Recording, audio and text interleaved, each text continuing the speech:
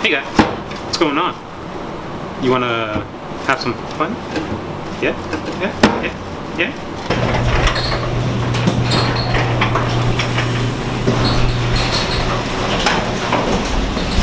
This is TurboShotIncredible, and today we're doing something a bit different. Also, we are going to run by the unit. We're actually already here. Yeah, we're at the unit. And we're going to do some work on the MR2, tear apart the front end, and get a little bit more in depth to see exactly what we're working with on the undercarriage, the front end, front suspension, that sort of thing. So, without any further ado, let's get to work. Yeah, let's get that frunk open.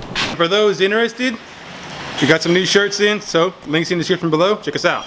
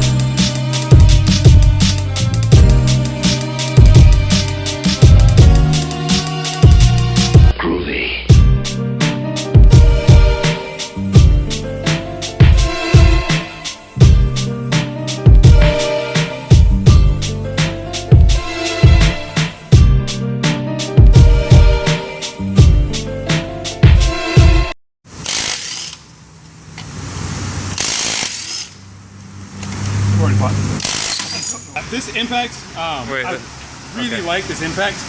It's small, it's got a really good bite, it's half inch, but it's the size of like a typical 3/8. It's got about 300 foot-pounds, all electric Craftsman. But the kicker is, it only costs $179. And so I want to know what you guys' thoughts on this impact is. I might pick one up. All right, so a lot of you that have watched Don't Do This, a video we put out a really long time ago, seem to believe that the multiple clicking of the torque wrench is gonna over torque the bolt. Now I understand it looks tacky, it looks wrong, yeah, whatever. We understand that. But today we have an electronic torque wrench, and we're gonna click it multiple times and see what it says the torque is. And then we'll see if it changes or not. Is it the most accurate test? No, but it still gives you some sort of indicator. So let's begin. So it's already set to 100.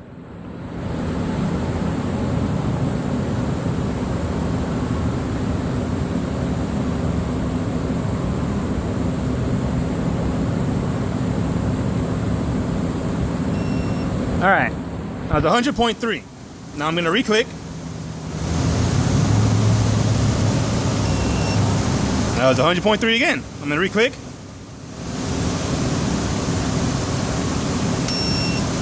$100.9. Do it again. One more time. 101. So on that last one, it got 1 pound more. That would mean it's going up though. I would say, yes, it is going up. It did go up a little bit, but 1 foot-pound For on most clicks? things on a torque wrench isn't gonna make a difference because most torque wrenches aren't even that accurate. So, that's it. I've had these new tires on the Trans Am for roughly 200 miles now. I got the General G-Max AS05s, I think they are. It's 275, 4017, all the way around, square stance. Square stance? Yeah. Okay. Yeah, and so far I really like them. I feel like I like them better than anything I've ran so far. What did you have before these? Before these, I was running the Nitto Motivos. I got like 3 years out of those. Granted, the car was down for a good chunk of time a few times. But I can't complain about how long they've lasted. It's a 60,000 mile tire, where these are only a 50,000 mile tire, but they're already noticeably a lot quieter. And I have way more grip than I did before. I'm noticing that right out of the gate. It's a little scary because I'm used to sliding around, and now I'll be sliding around, all of a sudden a catch, and I'm like, oh shit. But I haven't had any issues with that. I think I got them for 118 a piece with like $60 shipping. Then I had my man Devon here put them on for me. He did a great job. Very happy with them.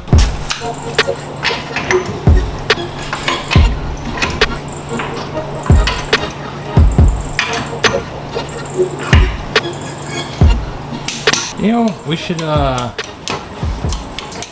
build like a 4x4 or a 2x4 lift out of it. Like we get a bunch of 2x4s and screw them together and like a box thing on its way up, you know, and we can set the wheels on them and like jack it up really high that way, so we can get under it nice and easy. Well, like a ramp up almost?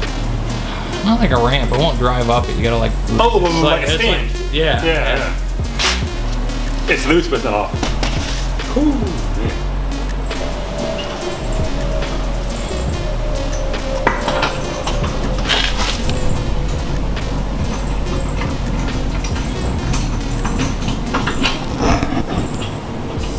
So now we got the front end up in the air, wheels are off. We got a better look at the suspension and brakes, and it's just like it is in the rear, rusted out. So new struts, new calipers, rotors, outer and inner tie rods, sway bar end links, the bushings of course. All the actual arms and the knuckles we're just gonna sandblast and then paint them, and that should take care of the suspension brakes. So let's go ahead and get this fender liner off so we can work on getting that front open.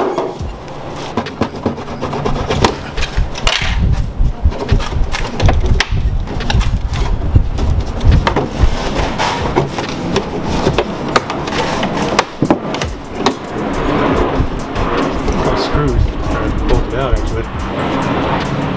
Kind of giving me something to lean on actually.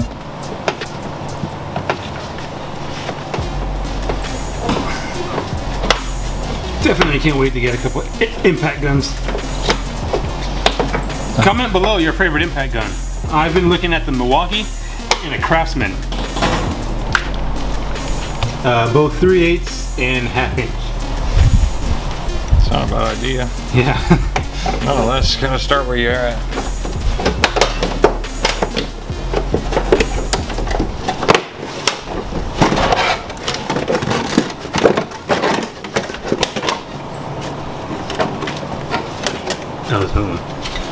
When you get it off, stand up, I'll stand up and step back, and then you'll be like, yay, or some shit, I don't know. Surprise us.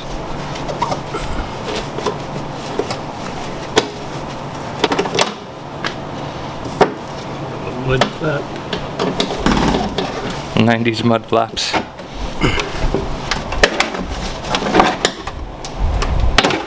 Oh, there's a tab behind the side molding. So is that everything? Yeah.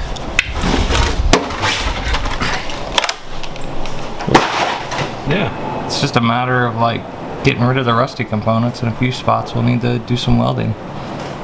Okay. Something right here, but What is that thing? Because that's the thing I was pulling on thinking it was the front. this is the headlight. Oh, okay. Say the headlight's not attached. That's not the, it wasn't attached when I was down there, but That's the arm that pushes the headlight up.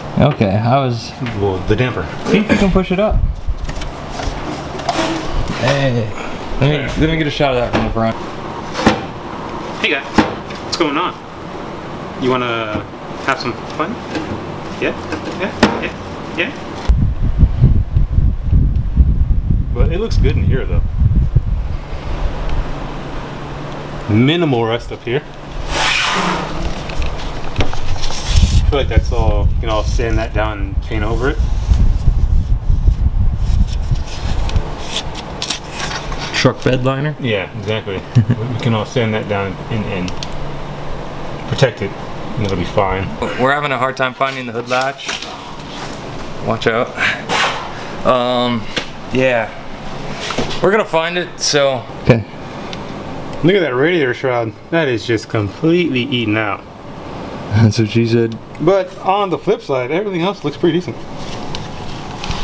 Like in terms of structural components, it's all just eaten out.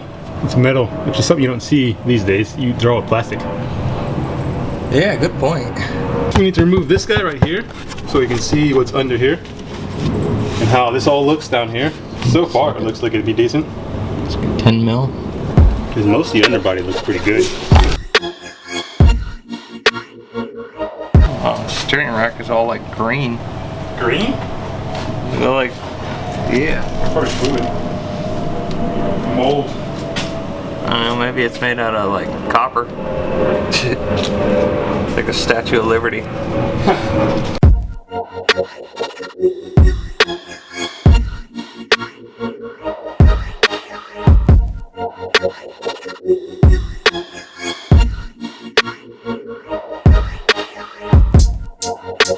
Okay. Yeah, it looks like we got like a nest here. Maybe a rat's nest or something going on. Oh, gross. Waiting for like a rattlesnake to come flying out.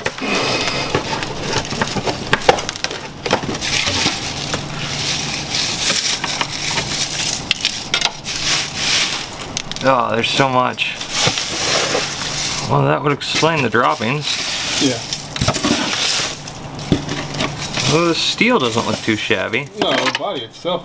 So it wasn't holding a bunch of water at least. This totally reminds me of Initial D now. Oh yeah? Yeah, I was driving too fast over the dry leaves and lost it. I watched that like in high school and I still remember. Eventually. Yeah, wherever this pipe is here. It's probably the radiator. Yeah. Because it's got to go all the way back to the engine. That's why these are all covered. Oh. Well, we got 2 rusted bolts that's holding on the cover. That's why we didn't get the last 2 bolts out. Do you have like a broom or something? I wish. Trash bag? We gotta bring one.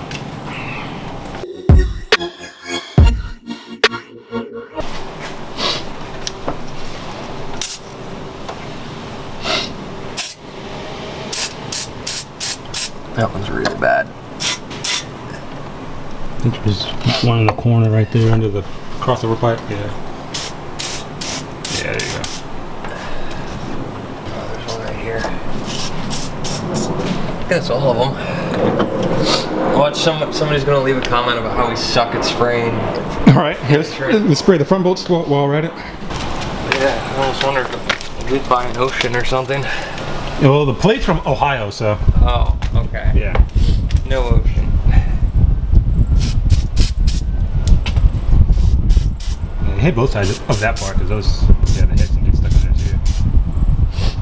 Brake cover bolts, all that, all the bolts you can see.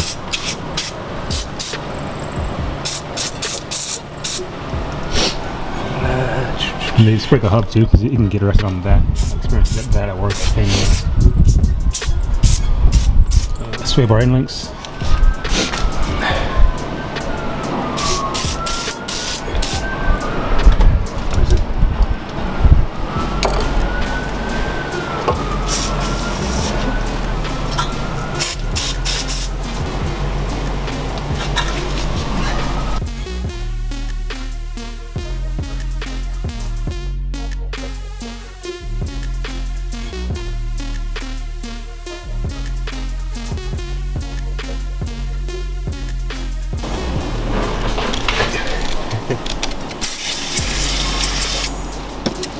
That should do.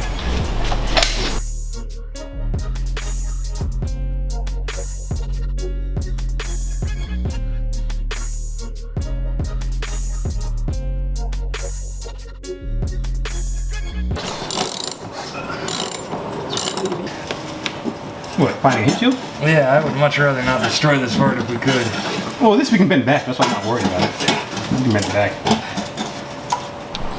So what, Okay, so right now we are just trying to make sense of, this is the new fuel line that we have, and we're just trying to make sense of how it's routed in the car. So when we go to rip off the old one, put in this new one, we know, have a better idea what's going on. We may just have to get underneath the car and remove the gas tank, and then it'll give us a better idea of what's going on with these fuel lines and how it's routed. At the same time, I'm also going to look for a diagram too. That'll probably give me a better idea. Dale! That's the one. Dale. That one.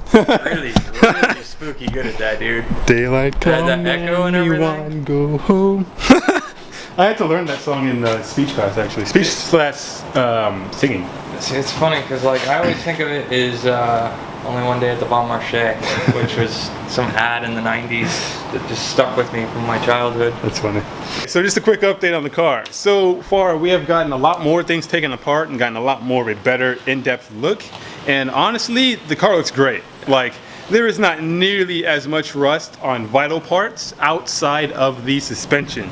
In terms of the frame, in terms of the chassis, the underbody, the undercarriage, all that looks really good, honestly.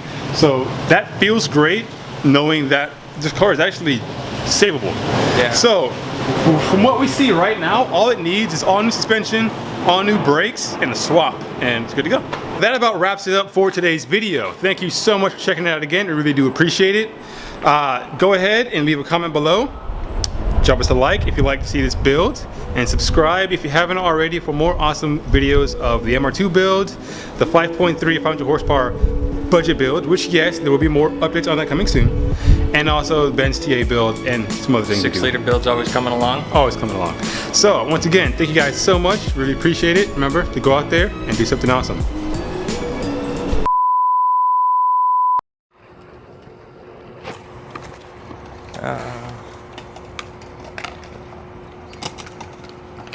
This is Devon, who's up to the plate. He's dropping in, or whatever they do. I'm way too zoomed in. Oh my God! Yes! Whew! They got the whole thing. Is he gonna go again?